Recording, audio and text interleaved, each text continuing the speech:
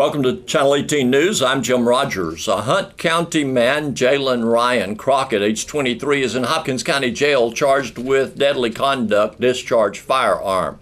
Crockett was arrested in Hunt County on a Hopkins County warrant following an investigation into a drive-by shooting that occurred as an act of retaliation based on domestic disagreement. Crockett fired a weapon, striking a house in which there were occupants. Hopkins County criminal investigator Corley Weatherford told KSST News that the local investigation had led law enforcement to Crockett and that following his arrest, during an interview, Crockett confessed to firing the weapon toward the house. Due to the nature of the crime, a bond of $100,000 has been assessed by Justice of the Peace Brad Cummings. Mothers Against Drunk Driving remind all to designate a driver or make arrangements for transportation if you plan to consume alcohol during the Labor Day holiday. MAD wants people to pause before they drink and have a plan in place that does not include driving. MAD encourages the public to 1. Designate a non-drinking driver before the party begins, 2. Use Uber or Lyft to travel to and from the event, or call for a ride home and pick up your car later. 3. Call a friend to pick you up if you drink more than planned. Or 4. Provide a place for guests who have been drinking can sleep in your home if you host the party. Labor Day is Monday, September 3rd, but the holiday begins Friday, August 31st. Matt urges you to plan for a safe holiday. On Friday, August 31st, Silver Spring schools will dismiss an hour early. Make plans to get your ticket to attend the Fruit of the Spirit Awards banquet coming up on the 15th of September. That's a Saturday afternoon at 3 o'clock at Sulphur Springs High School, featuring guest speaker Everson Walls of the Dallas Cowboys. Let's find out more about this from Colorblind Ministries' C.J. Duffy. It's called the Fruit of the Spirit Awards. We started this with just a prayer, and how can we honor. We see people getting awards for this and awards for that. Well, I've never seen anyone honor God in anything, in a lot of these things that are going on. So we first originally thought we called it the Jesus Awards. And that name was too strong for people to handle. They didn't want to compare themselves to Jesus. Well, who can we compare ourselves to if we can't compare it to Jesus? So we had to back up off the name a little and call it the Fruit of the Spirit Awards, because he said we will know them by their fruits. You each year recognize some individuals from the community based on their works. And inside this banquet, which is going to be held later in September, you bring a noted guest. Well, it's just amazing how God has allowed us to have some high-profile names to come right here to Hopkins County. Last year, it was Heisman Trophy winner, NFL Hall of Famer, TV analyst Tim Brown. This year, we have our own. A 4-time Pro Bowler, all-decade team, all-pro, nominee for Hall of Fame, Everson Walls, coming to Sulphur Springs on September 15th at our high school cafeteria. That is truly amazing. Everson Walls. Yeah, and he's as nice as can be. I mean, he's going to speak to us and sign books. Everson Walls is going to autograph his book. He came in and he had a teammate that had fallen injury to illness and needed a kidney. And Everson ended up donating one of his kidneys, and Ron ended up passing away. But they've developed a book out of this. It's called Ron. And he'll be bringing that book and signing autographs and taking pictures with our Sulphur Springs residents. Now, individuals can come to this event. Of course, there's a lovely meal that goes with it. And tell us when and where. It's going to be September 15th at the high school cafeteria here in Sulphur Springs at 3 p.m. The meal will be catered by an outfit out of Mount Pleasant, Texas. And then it's $25 banquet tickets. It's a banquet-style event. The $25 takes care of the ticket coming in. It takes care of all your food, and it takes care of the picture and autograph with Everson Walls as well. Okay.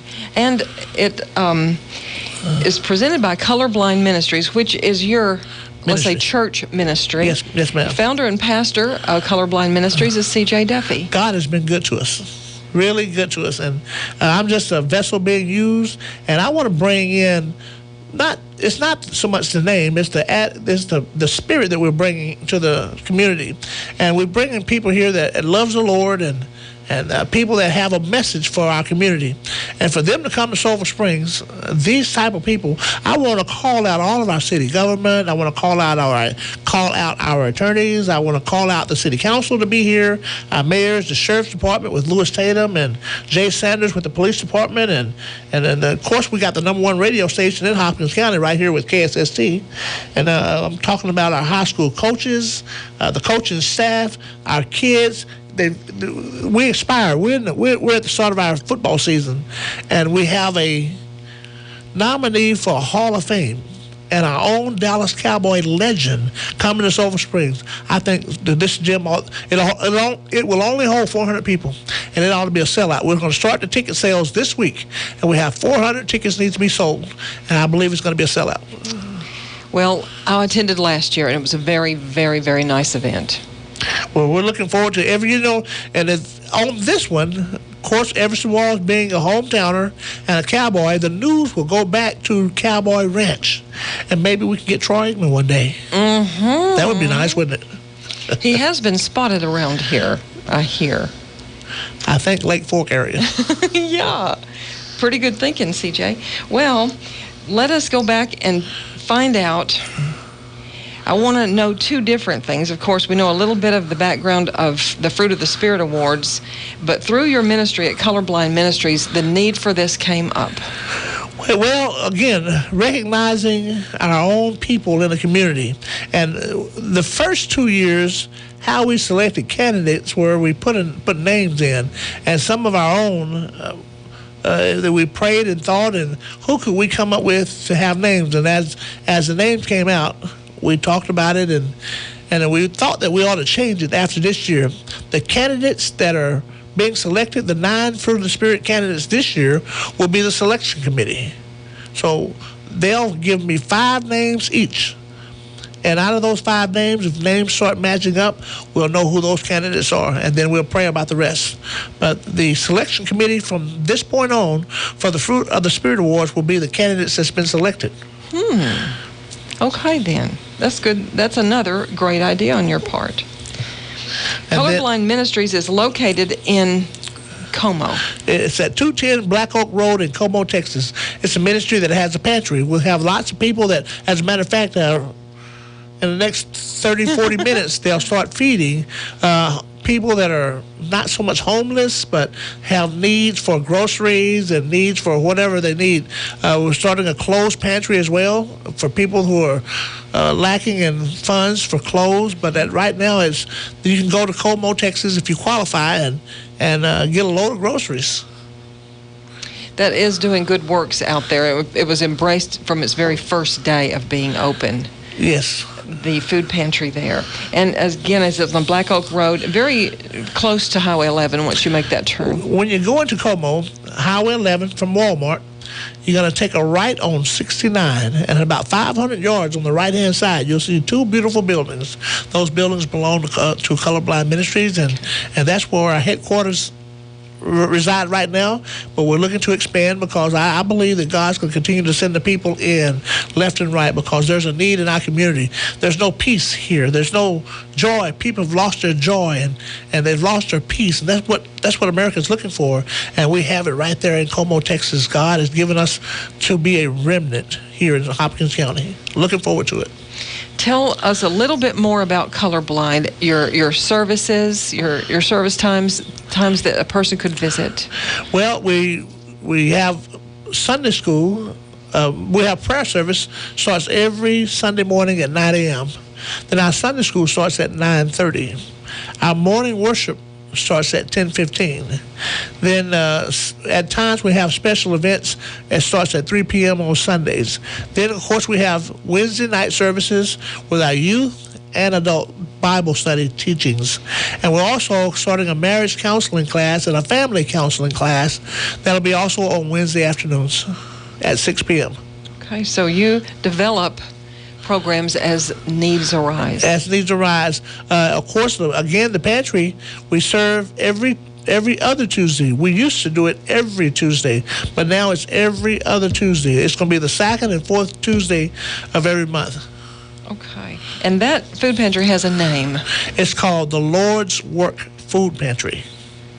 There was a couple of women praying about it, and Kathy McElroy, she's one of our members, and she said, you know what? This is the Lord's work. And that's how I got the name. Well, tell us how the name of your church got its name. Well, there was a good friend of mine, and I had a boxing fitness gym for a long time, which was a ministry. And Jimmy Don Goldsmith, you know, he was talking to me one day, and we were bringing kids in, and I had helped his son, he's, you know what, Duffy? God's colorblind. I said, Jimmy, I know, you know. He said, you know what? He doesn't care about what color people are. He doesn't care about anything. God's colorblind, and that's where the name originated from. Jimmy has been a great friend of mine for many years, and he just went on home to glory recently. A tragic heart attack, and I'm kind of jealous because he got a chance to see Jesus before I did. I know you were a close friend. Yes, one of my best. Right now, your attention is focused, of course, on a daily basis with your hospice ministry. Yes. And also your third annual Fruit of the Spirit Awards Banquet, which is coming up in less than a month, September 15th. Well, I'm really looking forward to September 15th. That's something that we really have to grab a hold of. We've got less than a month, and the advertisement is fixing to hit the airways. You'll see flyers around town. We only have 400 tickets, so get your tickets wherever the ticket outlets are. Of course, I think we have Legacy Hospice and the Christian Bookstore. We'll have a few at the high school. And, of course, you can stop by Legacy Hospice at any time and pick up a ticket. It's right on Gilmer Street. Right there on 301 Gilmer, Suite A. Okay. Easy to find, easy to get to. And on the poster, which I have one, there's a really lovely picture of Everson Walls, and he is proudly showing a big framed picture of himself as a Dallas Cowboy. But through all in his career, he'll have much to share. I can only picture that young men who love to play football would want to be here. Any athlete, football, basketball, baseball, you're talking about one of the elite players. You get to a higher level. Now, you get to the professionals, and very few get a chance to play in that realm of professional sports. Not only did he get a chance to play, he became a NFL Pro Bowl in the Hall of Fame, and selected to the Hall of Fame committee. This is one of the elite players of all time, being right here in Sulphur Springs, Texas, and taking pictures with our residents. Every high school football player ought to want to take a picture with Everson Walls. May never get another chance to do just that. So make plans to get your ticket and attend. It's at the Sulphur Springs High School cafeteria, and as CJ said, only 400 tickets. Only 400 tickets going to be sold. Car dealerships like Tolliver Ford and the Dodge and Chevy place out here on the Loop, and you got Chevrolet places around, and all of these car dealerships. You want to take a picture with Everson Walls, come on, and you can hang it on your walls. The event will start at 3 o'clock. 3 p.m. That's a Saturday, September 15th, in the cafeteria of Sulphur Springs High School. In the cafeteria of Sulphur Springs High School. And you'll be blessed. Yes. And, it's an awesome event. Come and see the candidates that have been selected for the Fruit of the Spirit Awards. And I don't want to call the names out right here, but they're special. And I know that yours truly is going to be there as well. And we're just looking forward to a great event that's going to bring KLTV. I talked to KTXT, was the 56 out of Longview, Tyler. They're all excited about being here to cover Everson Walls. Fabulous. So we're looking at a hometowner out of the Dallas-Fort Worth area. I haven't contacted WFAA Channel 8 or Fox 4, but I believe that they'll be here as well, because this is an event that shows good in our community. And there's much to show. Thank you very much, CJ, for coming in this morning and for what you're doing through the Fruit of the Spirit banquet. Well, it's an honor to be a part of Hopkins County and Sulphur Springs. And Nola, I really thank you for having me this morning. Thank you, too, and all your work through Colorblind Ministries. Here's Don Julian with sports. The Wildcats football team will open their regular season Friday night at 7:30 at Frisco Memorial Stadium against Frisco Wakeland, a school the Wildcats have never met before in football. Wildcats football coach Greg Owens discussed the Wildcats and the Wolverines at his weekly media gathering Tuesday morning. Try to get 1% better every day. That's a challenge with these guys. So that's a deal. We talked about, deal came with Nick Saban did the other day. They're doing this thing on ESPN that kind of follows the Alabama guys and their spring training and all their stuff, their fall camp things, and some good stuff that those guys have said. And you look at those guys are elite athletes and future NFLers, and they're having the same headaches we're having with guys, and motivational sometimes of getting them going. But one of the things they're pushing there, we always fight too, is called mental toughness, just trying to get better. Mm-hmm. One of the things that they said in that was, what's your breaking point? And so that's what we challenge our kids with every day is, what's your breaking point? Yesterday, we're back. It's a full day of school. It's hot outside, one of the hottest days I think we've had since we've started. So what's your breaking point? What's going to make you break today? Can you go a little bit farther today? Can you concentrate longer? So our big deal yesterday was not necessarily, I don't think, the heat. It was just the concentration level. It's game week. These guys aren't really, some of these younger guys aren't used to that. You put a game plan in, you're expected to go out there and make checks on the field and make those things happen. So they're just thinking it's another practice. No, it's real. So, those kids that can focus, those kids that can make plays for us and be dialed in, those are kids that will play for us on Friday night. And so that's what we're trying to drive home with those guys, that, it's about picking it up not only physically but mentally right now. And I think that's kind of been our biggest challenge, and that's some of the stuff we got to grow up on. Even though we got a lot of seniors, I'm talking about some of that mental stuff's really the younger guys. Mm-hmm. Older guys seem to have that stuff figured out a little bit. So excited about what that brings, and excited about the experience of the seniors, and just need the seniors to play within themselves and not try to be Superman, not think this is my senior year and I'm in charge of all this. No, just do your job, and everybody else does that, then we'll be okay. Now, you play in Frisco Wakeland. We've never played them in the history of the school. What attracted you to them as far as an opponent to prepare you for district and everything? We just needed a game. I mean, we needed a game, and shaking things up just a little bit. We didn't know what the district was going to hold, so we got in one of those deals, and because we could have gone in either direction. Most of us probably really felt like we're going back east, but it turns out we ended up going back towards the Metroplex. So we kind of reached out to somebody we felt like we would not be able in that Frisco district with, and so we reached out to a couple of those schools. And in the past, they've not let them travel this far, or that's been what they've told us anyway. So I think they kind of got in a bind too. So it's kind of good. And there's some relationships there with Coach, and what he does, runs a great program. And so it's just one of those things that respect them and what they do, and they're very good at what they do. That we had the opportunity to last Friday, because we scrimmaged on Thursday, go scout them, and they're just extremely sound. He's pretty young in a lot of areas, but they know what they're doing. They've been running their system. They put you in a bind personnel wise, and settings and formations and all those things. And so you better have you know what you're doing. Better be able to do these checks we're talking about in practice, or we're going to get outmanned on the side, and they're going to get a first down, then wear you down, and so forth. So it's a lot of stuff. Defense, you probably talked to our guys already. They junk it up a little bit and get in different fronts and make you have to think, and that's kind of hard early too on young guys, having to check from an odd to an even to a bear or a stack, and then here come blitzes from out of all that stuff. So they're not going to overwhelm you, and I don't mean this to be disrespectful in any way, with just pure talent. They're not going to do that. They're just going to be smarter, try to be smarter than you, out-coach you, out-think you. They're going to put you in the binds that you're going to have to deal with. So our guys have to counter that. So and again, they're getting some too-tight stuff. They're getting some wing stuff on the offensive side of the ball, and and kind of make you have to do that, and then they'll motion out of it. So our guys have to check secondary and fronts and all that kind of stuff, and be able to make plays. So that'll be a challenge. Then you get all that stuff right, and then you got to go make a play. You got to make a tackle.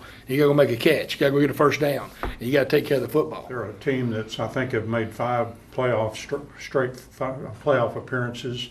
They usually always seem to be in the mix for the district championship. Just can't quite get there. And they're a bigger school. I didn't realize they're one of the bigger ones in 5A. They've been a 6A. They've just dropped back down to 5A in the last year or so. Last year they made a really nice run.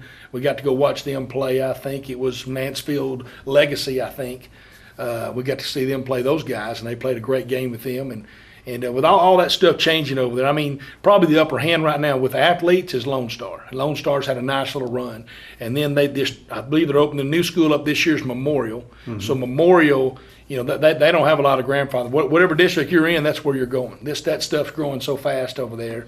It's just, you know, they got to go where they go, which Andy Holt's there at Wakeland, so we know about him.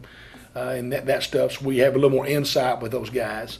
And but Coach Secord's a great guy. They do a great job. Been doing this a long time. We got some relationships with him through some other guys on our staff and previous staff, and just known some of his family as well in coaching. So it's been a nice relationship with those guys. And then they're all over there. I mean, it's a tough deal for those guys. I mean, they're all in these big districts, and all the stuff's changing. They don't know what kids are going to have this year and next year. So a lot of that stuff's new for them. But a lot of credit and a lot of praise for those guys. A lot of respect. For what they do year in, year out. You just mentioned continue to make playoff runs with all those changes going on. So, you know, they do a great job of just kind of putting their system, continuing to install their system all the way down. So it's been impressive. How do they look on the defensive side, Coach? Fly around, change it up. Like I said a while ago, they have all these different fronts and stuff at you.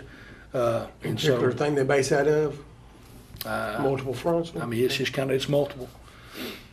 Are they a team that blitzes a lot, or They say mix it up. Okay. They shake it all up.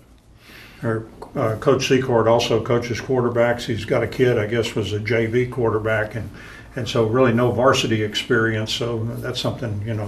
He looked poised the other day. I mean, tall, thin kid, but he's very accurate, extremely accurate with the ball, and so pretty impressed with that young man. So he sits in the pocket. I didn't see any nerves from him the other night. He was pretty calm, just sat back there and flicked the ball. And again, they know where they're going with it. They do a great job of reading, and he knows his reads, and boom, boom, here they go. Do you have anybody that's really like a D1 stud, or anybody that's really like? I've not researched them that much. I don't know. I didn't see anybody. I didn't think of anybody really stood out off the. No, sir. Pretty good size. How do you match up on size? Our offensive line's bigger than theirs. We got a pretty large offensive line, so we're gonna win a lot of those size battles up front in that regard. You know, their line, I mean, just in what they do, they understand what they've got. Their interior linemen's probably a little smaller. They're probably around 240s, 250 guys in there. They got a big left tackle, really big guy. They move him around a little bit. He's probably about the size of our big hoss, Hayden Daniel, and you know, just guys, just tough runners. I mean, they do a lot of stuff, a lot of screens, just like we saw last week. They get the ball out of the backfield and try to throw it to him. A lot of check down stuff with those guys, and you know, they kind of put you in a bind. You're gonna have to make some tackles at open field. They do a good job of that. They just don't line it up and say we're gonna run it down your throat. They're gonna throw you a lot of these formations and stuff and still try to get their guys in space. Tell us about the health of the O-line. I know you've added a lot of guys. Is it game time on a lot of those guys for whether they'll play or not? Yeah, I mean, I think we've just got one that's in question maybe, you know, but he's not really been out there the whole time anyway. I think everybody else is still okay, and I think we're doing fine in that regard. I'm trying to think who else. I mean, I think we're well. I got one skilled guy it's questionable. Two skilled guys are questionable right now. Just stuff that they'll be back with us in a couple of weeks, and just minor stuff right now with them. A lot of guys you held out for scrimmage. That was just kind of precautionary because they were. Well, some of it was both. Some was a both kind of a deal. We didn't hold anybody out just for precaution. It was really more of a, you know, they just couldn't go at that time. How about new members and new additions to your coaching staff this year? I added a defense coordinator, Alex Goodadam, and I probably mispronounced his name, so we call him Coach G. And so he gets mad at me when I roll too many R's in there. And but he's done a nice job. I think it's been a great transition with those guys, this defensive staff, and him meshing and understanding. He's been in our defense before at different stops along his way, and he just adopted our terminology and everything since we didn't change many staff members and so many kids coming back. So he's done a great job of doing that. I bring his energy and emotion and excitement and expectations of these guys. I think that's good. You know, we hated to lose Coach Abram, but you know, sometimes anytime you get a change, I mean, those things are, everybody's just a little different. You know, so it's getting to know them and them getting to know him and all of us working together. But he's a great guy to work with. Again, just whatever, Coach. I mean, he's willing to do whatever. He's a team player, and again, I like the excitement and the energy and those things he brings to the table, and so I'm excited to see what we're going to do defensively. Your assistants, we got to talk to them all this summer, and I was asking them, how long have you been here? And getting 7, 8 years, 12 years, keeping the staff together. Makes it easy. I think Coach G coming in, he's got all his defensive assistants, on the same page, and it helps to keep that staff at continuity. Sometimes it's good, sometimes it's bad. Sometimes you want guys to move on. And in all seriousness, it is. Sometimes a change is good. It brings a little new life. You figure out why we do these things instead of we just always do it this way. So you have to go back and re-explain why we lined up this way, why are we doing that, why do we play this way, what's your system, what's your offensive system. G's got a great background in weight room, fitness, all those things. I mean, that's kind of who he's been as well. So those things. So we're excited to learn some more stuff from him and changing up our off-season stuff and doing those things and in-season lifting and that kind of stuff too. And he's changed and tweaked some things we do. He's got a lot of secondary background in him too. So he's tweaked the way we play certain things, and I think that's helped us. So, again, changes, we don't always like it, and so there's some growth through some of that, but sometimes it's really good, when those things happen. I've had time to text, I think, Coach Abram one time, and I know he's spinning over there and, trying to get his stuff. So he's got a brand new staff that they're all figuring it all out together, but it just takes time to kind of get to that point. But also, again, you just don't want to get stagnant. Sometimes. So it's the whole hum. So it's good to have some new life and those kind of things. And we've got some of that at our junior high level, and it's really been good down there, exciting for those guys. And on the freshman staff, the same thing. It's brought some excitement. So all those things are good. So it's been a good positive change with all of our staff and everybody there, and I think everybody's meshing well together. But it's kind of when you get to the point of, okay, who does this on game day? I mean, there's so many things you don't realize. Coach Abram did this, and this, Well, Coach G can't do all those things since he didn't have those connections with all those people yet, so you kind of have to reshuffle your staff. So, and when you do that, sometimes it makes some guys have to grow. A Chris Valdovinos, a Cameron Warren, those guys are having to step out of their shell a little bit more. They've been given more responsibility, and they want more responsibility. So it's good for them to grow and take on those things and have to deal with certain areas. And so all those things have kind of worked out with them too. So it's been a positive deal. And I think it's brought some energy to our office and that kind of stuff. Just like hiring Mike Metter, a few years back and all that stuff, what he brings into the office, the excitement of those things and the knowledge of that stuff and situational things. And so it's been good on everybody's side. Thanks for watching Channel 18 News. Have a great evening.